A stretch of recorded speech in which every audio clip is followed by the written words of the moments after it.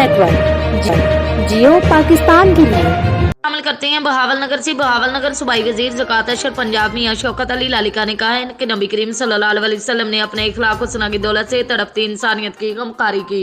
अपने अजली अब्दी दुश्मनों को पत्थर के जवाब में फूलों का गुलदस्ता पेश किया। नफरत के अंधेरों में उल्फत और मोहब्बत की शम्मा रोशन की। आपसी फरकाबाजी और दायमी बुग़्ज़ अदावत की बेख कनीगार के भाईचारगी और उल्फत और मोहब्बत के चश्मे बहाए।